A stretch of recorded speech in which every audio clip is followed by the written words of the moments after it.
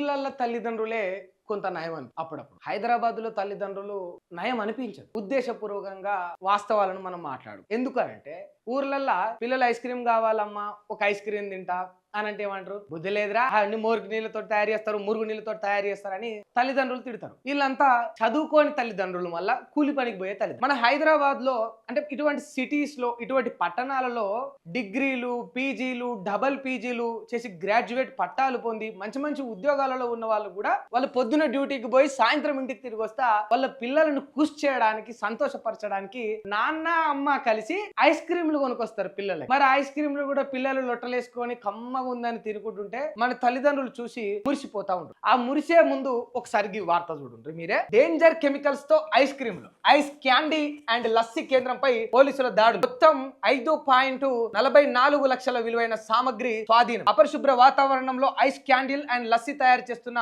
కేంద్రంపై task force పోలీసులు దాడి చేసి భారీగా సామగ్రిని స్వాధీనం చేశారు. Hyderabad city police additional DCP task force commissioner అందే శ్రీనివాసరావు తెలిపిన వివరాల ప్రకారం ఫస్ట్ లాన్సర్ అహ్మద్ నగర్ ప్రాంతానికి చెందిన సయ్యద్ ముషారుద్దీన్ ఐస్ క్రీమ్ పార్లర్ పేరిట కేంద్రాన్ని నిర్వహిస్తున్నాడు. నిబంధనలకు విరుద్ధంగా అపరిశుభ్ర పరిస్థితుల్లో ఐస్ క్యాండిల్స్, లస్సీ తయారు చేస్తున్నట్లు సమాచారం రావడంతో టాస్క్ ఫోర్స్ పోలీసులు దాడి చేశారు. 16,560 ఐస్ క్యాండిల్స్, 4,200 లస్సీ క్యాండిల్లు, 30 లస్సీ గ్లాసులు, 15 బకెట్ల పెరుగు, 50 కిలోల చక్కెర, lassi machine, ice candle machine, packing machine, రిఫ్రిజిరేటర్లు, 8 కిలోల సిట్రిక్ యాసిడ్, 500 గ్రాముల సుక్రోజ్ తో పాటు వివిధ ఫ్లేవర్ల ఇతర సామగ్రిని స్వాధీనం చేసుకున్నారు. హానికర రసాయనాలతో అపరిశుభ్ర వాతావరణం తయారు జరుపుతున్నట్లు గుర్తించిన పోలీసులు కేంద్ర నిర్వాహకుడు సయ్యద్ ముషారుద్దీన్ ను అరెస్ట్ చేసి మెహదీపట్నం పోలీసులకు అప్పగించారు. కేసు నమోదు చేసి దర్యాప్తు కొనసాగింది. మళ్ళీ వికారాబాద్ లో ఏం జరిగిందో కూడా చూడండి. తాండూరు పట్టణంలో కల్తీ ఐస్ క్రీమ్ కేంద్రాలపై జిల్లా టాస్క్ ఫోర్స్ పోలీసులు మెరుపు దాడులు నిర్వహించారు. జిల్లా ఎస్పీ స్నేహమోహ్రా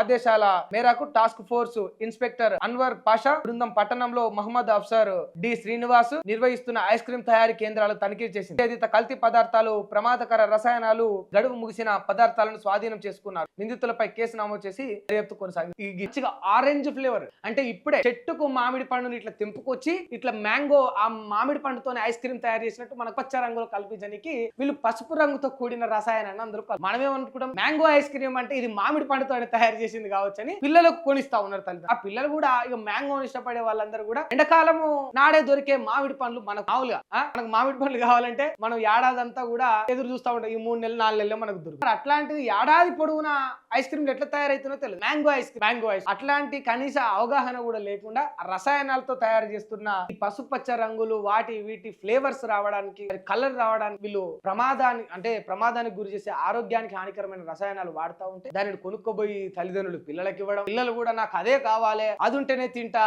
అని గారాబం చేయడం దయచేసి బంద్ చేయండి. ఒకసారి ఇట్లాంటి వార్తలు చూస్తే బాధ అనిపిస్తుంది. ఎందుకు నిజంగా వాస్తవానికి అంటే 60 ఏళ్ళకి చనిపోయేటోళ్ళు 30 ఏళ్ళకి ఎందుకు చనిపోతున్నారు? 30 ఏళ్ళ దాకా బతకాల్సినోడు 3 నెలలనే ఎట్లా చనిపోతా ఉన్నాడు? ఊహించకుండా ఇట్లాంటి ఘటనలు ఎందుకు జరుగుతా ఉన్నాయంటే కల్తీ పెరిగిపోయి మనం ఏం చేస్తాం, ఇప్పుడు మొత్తం ప్రపంచమంతా తిరిగి, దేశమంతా తిరిగి, రాష్ట్రమంతా తిరిగి ఈ కల్తీని మనం అరికట్టాం. సంబంధిత అధికారులు, ఫుడ్ అధికారులు, దానికి సంబంధించిన ఫుడ్ సేఫ్టీ వాళ్ళు వాళ్ళ పని వాళ్ళు చేసి మనం సాధ్యమైనంత వరకు కల్తీకి దూరం వెయిట్ చేయమని చెప్పండి. పిల్లలు సమ్మర్ సీజన్ వచ్చినప్పుడే మామిడి పండ్లు దొరికినప్పుడే తోటకు పోయి తెంపుకోను. అందులో కూడా మంచి ఊర్లలో మంచిగా నేచురల్ దొరుకుతాయి. ఈ రసాయనాలు, ఈ హైబ్రిడ్ కెమికల్స్ వాడకుండా పెరిగిన పండ్లు వాటిని తెచ్చి పిల్లలకి, లేకపోతే మానే. కానీ ఒక్క మ్యాంగో ఐస్ క్రీమ్ కోసం ఆశపడి తినడం వల్ల ఆరోగ్యమే పాడైపోతుంది, ఆసుపత్రులు పాలైతారు, లక్షల ఖర్చులు కూడా పెట్టాల్సి. దయచేసి అప్రమత్తంగా ఉండండి. ఇప్పుడు ఇదే కదా ఇవి దందా. ఊర్లలో కూడా మెల్లగా గంట కొట్టుకుంటా క్లింగ్ అని సౌండ్ చేసుకుంటా ఒక బండి వస్తుంది. ఆ బండి వచ్చి ఐసే పుల్ల ఐసే అంటారు, ఇంకేమో పేర్లు ఉంటాయి. సేమియా ఐస్ క్రీమ్ ఎక్కడిది? ఇది ఎట్లా తయారు చేస్తా ఉన్నారు? మామూలుగా మనం పొద్దున్న చేసుకున్న సేమియా సాయంత్రానికి తినబుద్ధి కాకుండా